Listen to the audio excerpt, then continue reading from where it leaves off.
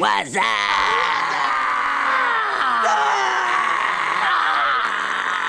YouTube, we got in the sentence with Glizzy out on a 100K bond after quadruple shooting on the ugly corner, killed a 16-year-old.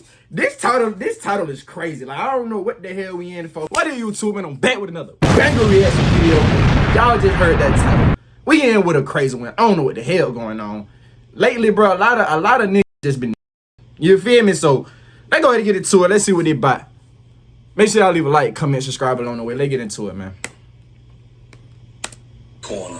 Made famous by none other than Kodak Black, this was the intersection of MLK and 18th Ave within the city of Pompano Beach. They in Florida. A small plaza located just across from the Golden Acres projects where the rapper grew up would become somewhat of a tourist attraction after Kodak's rise to fame. It's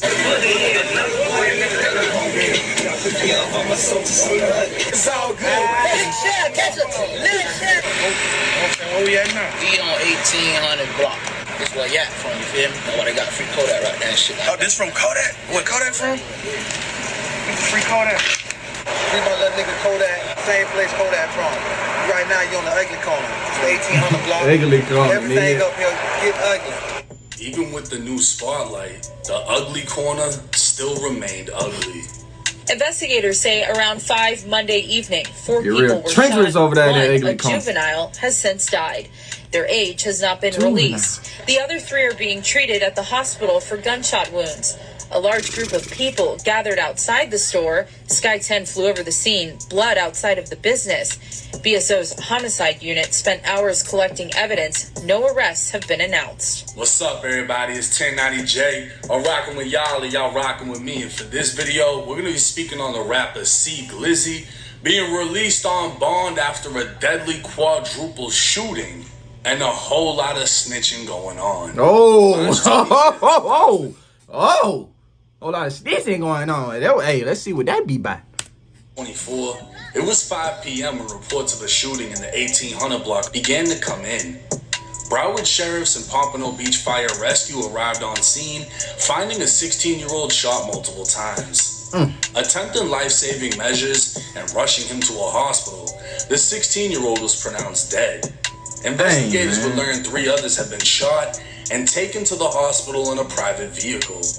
The investigation into the quadruple shooting would reveal surveillance video of all 4 males standing outside of the plaza when 3 shooters turned the corner and opened fire. Wow. Another camera angle would allegedly capture. They put up on them boys straight ambush style. Like, I already knew they were at the spot.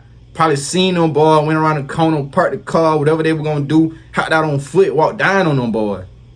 Sheesh. A 4th shooter firing from a black vehicle.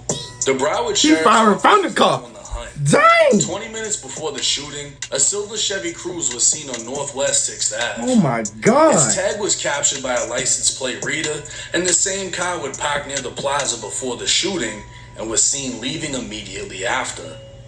The vehicle was registered to a woman named Marquita Peterson, who resides in Pompano Beach.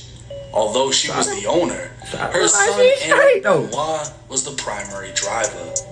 Aaron was a local athlete, and back in 2022, he'd be featured on Varsity Sports Network. Aaron, how are you, man? Good, I'm doing good. Good. Tell me about the position you play. I'm an athlete. I play everything on the field. Love it. I was hoping you'd give that answer after what the coach said. I was just maybe a little test. Talk about what that means to be one of those guys that coach has faith to plug in anywhere and play. They can count on me anywhere, at any time, to make a play for them. If it's a big situation in the game. Do you have a preference on any certain position? I play wide receiver. There you go. And safety. There you go. I like taking away the ball and tackling. I love it. Love it. Aaron would later graduate from South Broward High in July of 2024, where he played wide receiver. It would seem Aaron was a good kid, but clearly wasn't making good decisions. On March 29th, Aaron and his mom made a delayed police report that their vehicle was stolen 27 days prior on March 2nd. Aaron swore he was carjacked by 2 black males wearing all black. According to Aaron's statement, he was told, "Get out of the car or we'll kill you." After Aaron got out, the second second robber got in the passenger side and the vehicle drove off. This statement to the police was later recanted. On April 1st, Aaron agreed to speak with police again regarding the alleged robbery/kidnapping. This time, he promised to be truthful. During his interview with police, he said on the day of the shooting he was on his way to a friend's house to buy some weed. On the way there, he was approached by a friend named C. Glizzy. Christian Moore, aka C. Glizzy, is a 21-year-old rapper from Pompano who made headlines after surviving a headshot back in 2019. Headshot? The shooting would leave him blind in one eye. Up-and-coming rapper C. Glizzy accepted his high school diploma. That's the best feeling ever. Exactly 2 years from the day he was shot in the head. The bullet is like grazed in. It went in, but it went in like through an angle. That's why I never died. C. Glizzy, whose real name is Christian Moore, says he was sitting in the passenger seat of a car waiting for his friend to come out of community food store number 4 in an area known as the Ugly Corner. His friend got back in the car and started driving away. That's when suddenly someone started shooting at them. C. Glizzy says he doesn't know why. And then we got into a car crash on the way to the hospital. C. Glizzy was ejected from the car. His brother, who was also injured in the crash, carried C. Glizzy on the side of I-95 until a good Samaritan pulled over. You shot in the head, getting a wreck while going to the hospital. Aaron would go on to tell police C. Glizzy offered him $400 to use his car for the day. He agreed to rent out the car to him, but left his cell phone inside. Aaron said the car was returned to him around 9 p.m., at which time he got his phone back. This statement was also later recanted. Later in the same interview, he changed the story again, this time promising to be... Why you choose to tell, but then like, nah. You feel me? Like, what's going on, my boy? You feel me? How you know this situation a little fishy, like something going on that for him to be like, nah, I ain't even trying to let that get out like that, like, no, line. Like, what the hell? Truthful after the previous inconsistent stories to police. Aaron went on to say on the day of the shooting, he was on his way to another friend's house when he was approached by his friends Devontae Lowe, Kyle Robinson, and Christian Moore, aka C. Glizzy. He said all of them were wearing all black, and C. Glizzy was carrying a rifle. They asked for a ride to 8th Street in Pompano, near the shooting location. On the way there, one of them told him to drive around the corner because they saw someone they were looking for. Aaron told police they told him to park on the side of the store, and as soon as he parked, Aaron said his 3 friends got out and started shooting. When the gunfire stopped, Kyle and C. Glizzy got back in the car, leaving Devontae behind. Aaron dropped the 2 off at C. Glizzy's girlfriend's house before driving back to his mom's. After the interview, Aaron showed police the silver car was now black and said he used 12 cans of spray paint to disguise the car a week before this statement. Aaron identified all 3 shooters by photo lineup and said he'd known Kyle and Devontae for years. Aaron would further claim he did not know what the 3 shooters were up to before the shooting. 5 days after Aaron's final interview with police, Pompano Beach crime scene technicians located and arrested 21-year-old C. Glizzy. The next day, Broward's Viper team, short for Violence Intervention Proactive Enforcement Response, would arrest 19-year-old Kyle and 18-year-old Devontae. All 3 men would face murder and 3 counts of attempted murder with the firearm. Dang, boy. Not much was reported on about the 16-year-old victim, identified as John Zentren. But apparently, he was a rapper by the name of Lil JR from the G, and he liked to troll the dead. Oh. 1, 2, 3,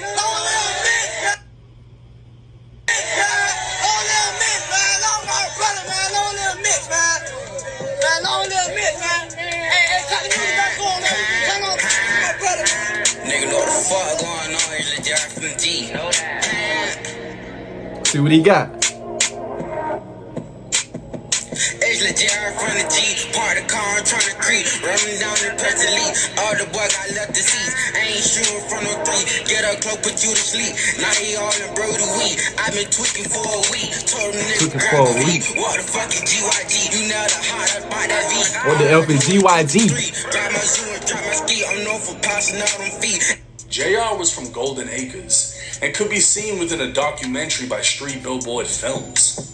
Going all through the projects, Kodak would pull up to the Ugly in a Rolls Royce, as JR could be seen standing out front of the same place he'd later be killed. A video would drop of JR holding an iPad with a like I said earlier, a rapper named Lil. Like I said earlier in the video, the only reason, you feel me, they got down on them, boy, it was so probably easy for that situation to go down like that, and they ambushed them the way they did, because probably everybody know that where everybody be. Like, they all probably close proximity, you feel me? Like, hey, all right, y'all, like, if you know anything about the streets or from the streets, you know how that go. Like, it really easy to get got, bro. Like, it ain't hard to get got. All you gotta stay on your P's and Q's, especially if you're gonna sure to live that lifestyle. Like, unless you just okay with being got, like, it is what it is, but, like, you feel me? Like, other than that, you gotta stay on your P's and Q's. In a casket. Lil Mitch was from GYG, short for Graveyard Gang. He was only 16 when he died, and is rumored to have been killed after attempting to rob a man for a PS5 on OfferUp. Dang! While his death had nothing to do with his enemies, Lil Mitch had videos posted on his Instagram dissing his ops and making it clear he was 1800K. 1800 being the block the Ugly Corner sits on. JR would troll Lil Mitch's death, and even though he had nothing to do with it, less than 2 months after Lil Mitch died, JR would meet the same fate. When the news dropped of JR's alleged killers being arrested, the Reddit police department would quickly piece together a motive. While the public only knew them by their government names, Reddit would identify all 3 shooters by their Instagram handles. Devontae Lowe, aka Blick His Ass, and Kyle Robinson, aka K-Spaz, would have clear ties to GYG and would both honor Lil Mitch on their page. Reddit would also point out the day after JR was killed on the Ugly Corner, 6 Ave Youngin would drop a song featuring the late Lil Mitch titled On One. Reddit comments would allege JR's death was get back for JR dissing Lil Mitch, and GYG dropping the music video the very next day was the final laugh. What isn't known is what C Glizzy has to do with GYG, as he isn't a member. It would seem the only connection C Glizzy has to the case is the fact that Aaron Benoit identified him in more than one recanted statement, as Aaron ruined his credibility as a witness. Aaron initially said he was carjacked, then claimed he rented the car to C Glizzy, then admitted to driving all 3 men and being the alleged getaway driver. But remember, Aaron claimed he had no idea what 3 men in all black with guns were planning to do. Aaron's statements clearly were meant to save his own ass, saying he got carjacked, saying he rented the car to see Glizzy but left his phone in there, so obviously the cell phone data is going to say he was at the scene, and then finally admitting to being the driver and getaway driver, but saying he had no idea what they were about to do, in all black, with a rifle. His statements seemed to be the only evidence linking C Glizzy, and because of that, C Glizzy was just released.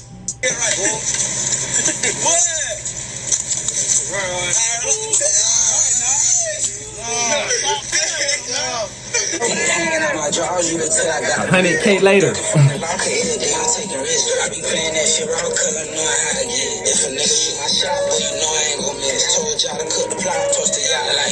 Posting a $100,000 bond, C Glizzy would waste no time before showing out in the Corvette with jewels on and his signature eye patch looking like a Pompano Beach pirate. His co-defendant Devontae Lowe would also be granted a bond, but his paperwork would reveal a new motive. Apparently, Aaron Benoit said a bit more than originally released. Oh, Lord, he was in there just talking. You feel me? That's one of my things, bro. Like, how you gonna shoot it lifestyle and then take this route when something go down? Aaron claimed he heard around 30 shots fired. He put the car in drive when 2 shooters jumped in, leaving the third at the scene. He claimed he didn't know what the shooters were going to do beforehand, but knew the intended target was 22-year-old Elijah Gustav. According to Aaron, Elijah was allegedly responsible for shooting C. Glizzy back in the day, causing him to lose his eye. Dang, this would give an entirely new motive, that it wasn't get back on JR for dissing Lil Mitch, it was get back for C. Glizzy. Cell phone data would also apparently show Glizzy and Devontae at the scene at the time of the shooting, and even with that being said, Devontae was given a bond, and Kyle has a bond hearing coming up in a few days. At this time, we don't know what the fuck the motive was. Aaron is claiming it was get back for C. Glizzy being shot years ago. Reddit is claiming it was get back for Lil Mitch because JR was dissing. But what we do know is 4 people got shot, including Elijah, and JR was the only one that died. Aside from cell phone data, the only evidence linking them to the quadruple shooting is Aaron, and for some reason, he hasn't been charged as the getaway driver. We'll just have to wait and see how this case plays out. Now, this is my opinion and my opinion only. I feel like there's a possibility they beat this case. We haven't heard that they recovered the firearms, they have DNA evidence, anything like that.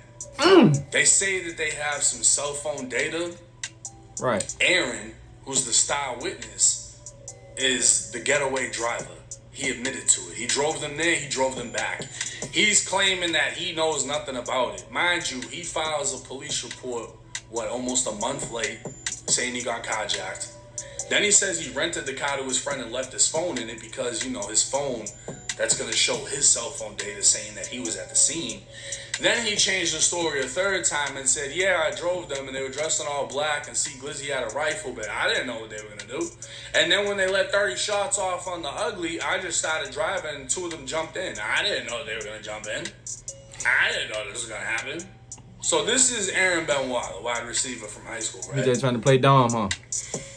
Other than that, what else is there? It doesn't say anything else got them fucking arrested. It doesn't say there was any other probable cause aside from these statements. And he's recanted 3 different statements. Unless they find some magically new shit, I don't see how they wouldn't beat this case. And this is the thing. It's not a matter of if they did it or if they didn't. It's a matter of can it be proven beyond a reasonable doubt. Facts. Like Casey Anthony. And it's in it to prove against. Pretty much said she did it, but they didn't have enough evidence to actually prove the shit, and she walked. Right. And the fact that they all have bonds just further goes to show the evidence can't be that crazy, right? Because Melly hasn't been given a bond at all 6 years later, but see, Glizzy gets a bond and walks out, puts a chain on immediately after. He's flexing, he's stunting, he's hanging out, and he's living life, and he's most likely doing so with a smile because of the overwhelming amount of confidence he has to this case. Aaron's the only one that brought up Elijah that allegedly shot C. Glizzy. Other than that, everyone else on the internet seems to think it's some GYG shit, and Glizzy has nothing to do with GYG. So none of this shit really fucking makes sense, and because of that, I think that they may walk in this situation. But look, Dang, too. Hey, sad situation, crazy situation, wild situation. Y'all YNs need to start with the, you feel me? I ain't gonna lie, man. The older you get, the more you realize how worth it this type of stuff ain't. Like, you understand, like, dang, that's like, what's going on? I hope y'all ain't making these bad decisions, bro. I hope y'all trying to live y'all, be y'all best self. Surround y'all self with the best people you can. You feel me? Like, type of time. I hope that's what y'all doing, man. But make sure y'all leave a like, comment, subscribe. You subscribe, click that bell for your boy. I'm finna go ahead and get up out of here, get to the next reaction. Peace out, my nigga.